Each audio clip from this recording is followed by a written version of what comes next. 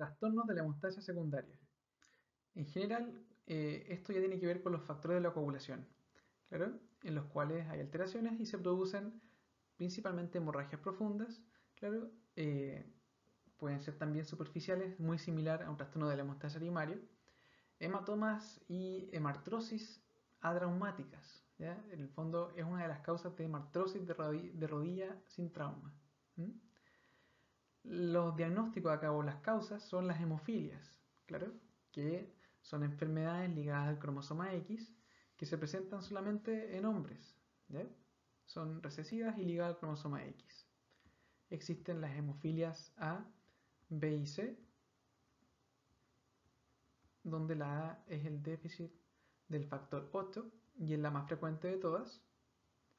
La B es el déficit del factor 9 y la C es el déficit del factor 11. ¿Claro?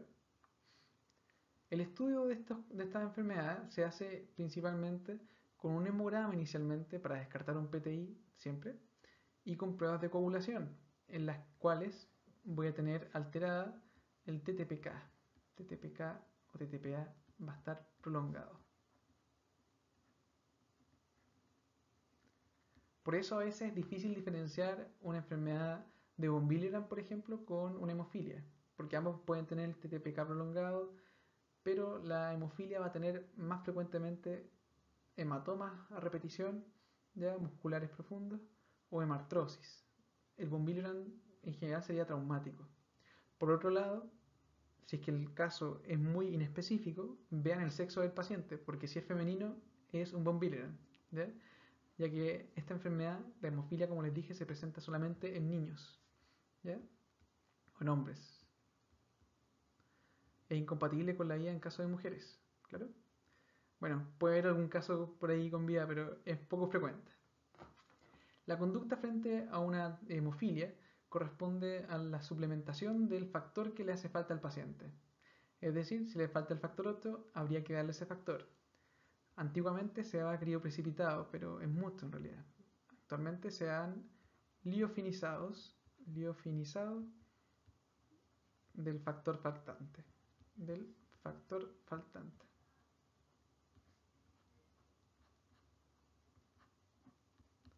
Ese es el tratamiento. Trombofilias. Ahora nos fuimos al otro extremo. Las trombofilias en el fondo son la presencia de pacientes que hacen trombosis venosa profunda a repetición. ¿Ya? Esa es la clínica. ¿Ya? TEP también, obviamente, el tromboembolismo pulmonar pueden presentar. La clasificación es bien importante. Están las congénitas y las adquiridas. Si ustedes se pueden ver y empiezan a pensar cuál puede ser más frecuente, las más frecuentes tienden a ser las adquiridas, cuyas causas más frecuentes corresponden acá a el síndrome de antifosfolípidos, SAF, el cáncer avanzado y el síndrome nefrótico. ¿Por qué el síndrome nefrótico podría presentar trombofilia? Bueno, esto último es por disminución de la proteína antitrombótica, ¿ya? Proteínas C y S, ¿ya? Porque se pierden con la orina. Las causas congénitas son menos frecuentes y en orden, la primera es la que se llama factor 5 de Leiden. Factor 5 de Leiden, ¿ya? Que es una resistencia a la acción de la proteína C.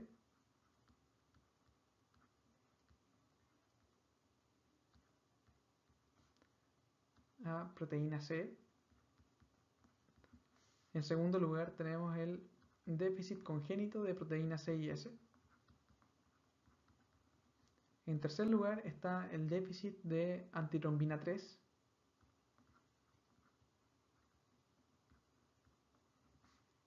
Que por si acaso es el más importante de todos, por lo tanto el no tenerlo produce grandes trombosis, ¿ya? Casi que les produce un accidente vascular el no tenerlo. Y en cuarto lugar está la mutación del gen 20, 21 o 210A de la protrombina. que en realidad no es algo que sea tan importante para ustedes, pero igual no sé por qué me acuerdo de eso. Ok, el estudio en general se puede hacer de las causas congénitas y adquiridas. Sin embargo, se recomienda que en general sea de las causas adquiridas, porque piensen lo siguiente. Tengo un paciente que tiene trombosis venosa a repetición. ¿Eh? ¿Qué es lo que más me va a importar en ese paciente? Buscar una causa que se pueda tratar y manejarla. Aparte de eso, anticoagularlo, porque si ya tiene 2 TDP, probablemente vaya a ser una tercera, así que hay que dejarlo con anticoagulación para siempre. Por lo que solamente las causas adquiridas son importantes en ese punto. Si es que uno se pone a estudiar las causas congénitas, en el fondo simplemente va a perder dinero, ya que el tratamiento no va a cambiar. ¿Ya? Y si alguien piensa que para el hijo del paciente podría ser importante, bueno, podría ser importante saber que algún día va a tener trombosis, nada más, ¿ya? Pero si la tiene, va a tener que anticoagularse, y si tiene otra, también para siempre. O sea, en el fondo, la lógica manda a no estudiarlas completamente. ¿Cómo se estudian las causas adquiridas? Bueno, principalmente esto para el síndrome antifosfolípido. Hay que estudiarlo, el SAF, con anticoagulante lúpico.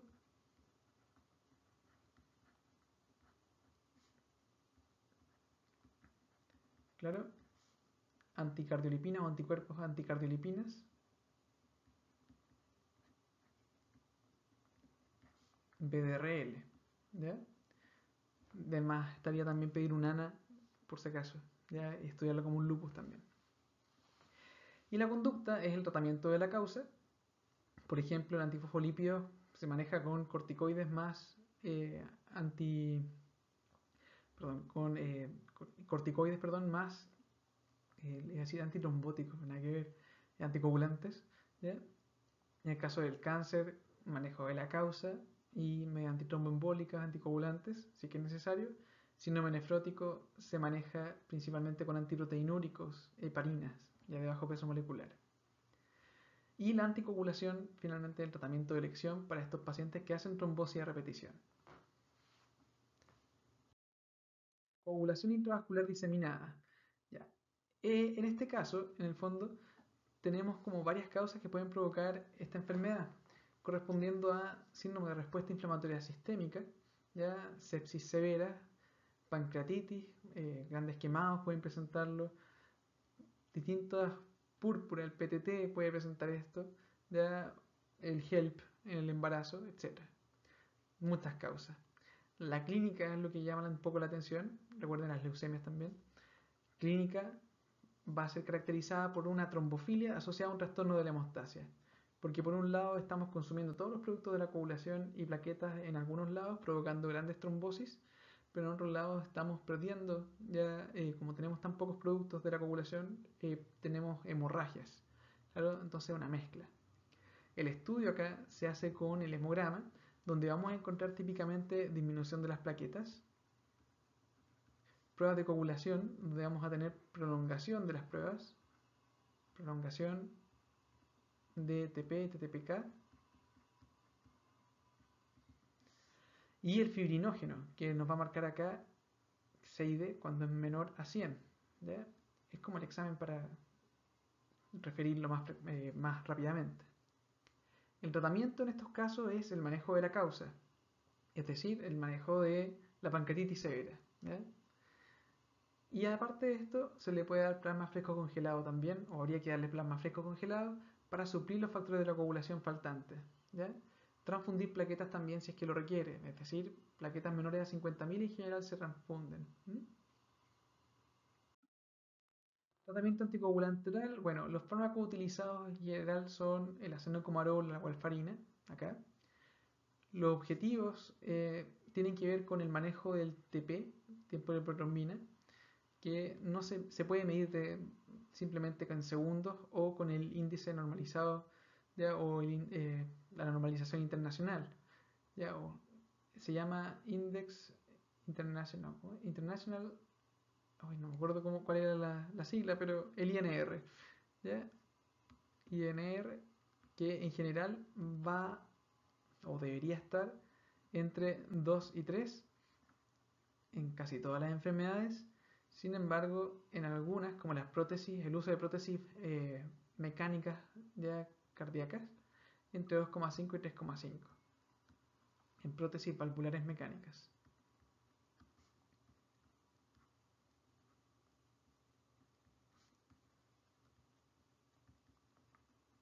Ok, bueno, acá en realidad no se pregunta mucho esto, pero hay que tener un poco de claridad en cuáles son los fármacos que pueden aumentar o disminuir la potencia, ¿ya?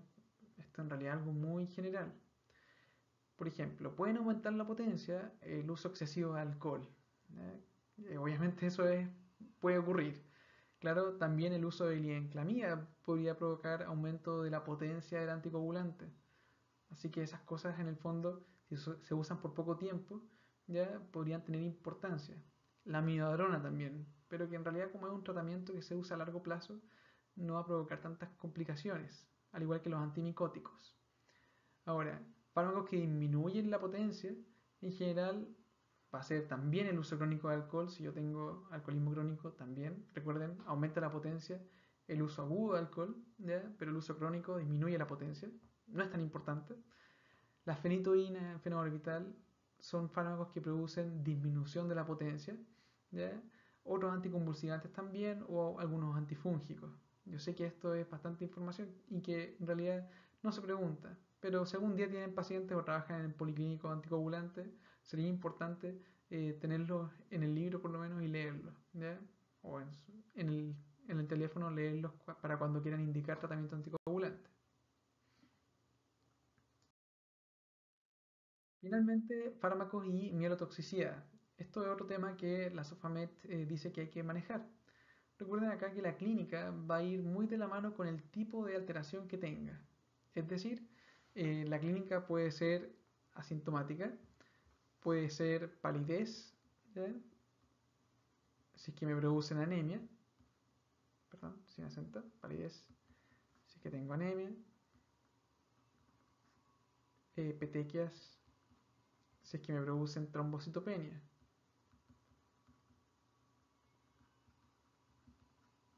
o fiebre, si es que presento neutropenia, ¿ya? O leucopenia. En este sentido tenemos acá las formas que son la granulocitosis, la anemia plástica, como lo pueden ver, la trombocitopenia, anemia megaloblástica y el aumento del riesgo de trombosis. El fármaco que en general se ha preguntado más como agranulocítico corresponde a la clozapina. La clozapina es un antipsicótico de segunda generación, ¿ya? Perdón, no de segunda generación, antipsicótico atípico. Antipsicótico atípico. Y ustedes pueden pensar que para qué entonces la ocupamos si produce agranulocitosis, siendo que hay otros antipsicóticos atípicos como la risperidona o la quetiapina. Bueno, la respuesta a eso es que la clozapina es el fármaco de elección cuando un esquizofrénico no tiene respuesta a la risperidona o la quetiapina, ¿ya? Por eso es. Ellas producen agranulocitosis y la agranulocitosis se manifiesta como una neutropenia febril. ¿Claro? Los antitiroides también pueden provocar lo mismo, ¿claro? Como el PTU, propiltiuracilo, o el metimazol. ¿Mm? Anemia plástica en general se produce por una disminución de la producción de los eritrocitos, claro, y va de la mano en el fondo con algunos fármacos como el uso de AINES, ¿ya? Y el cloranfenicol como frecuentes. AINES, cloranfenicol, ¿ya? Además de esto de drogas antitiroideas.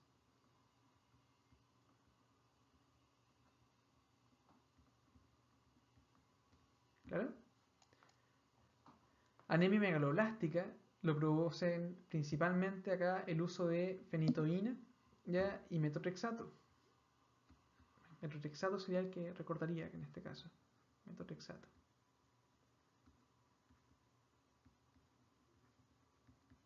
Recuerden, tratamiento de artritis reumatoidea. La trombocitopenia, como hablamos hace un rato, se manifiesta muchas veces o en algunas ocasiones por el uso de heparina no fraccionada o tiazidas. Y Bueno, también aumento del riesgo de presentar trombosis, ¿ya? Son fármacos bien usados, pero tampoco es tanto el riesgo. Correspondería a la terapia de reemplazo hormonal y los anticonceptivos orales, ¿ya? Anticonceptivos, no anticoagulantes.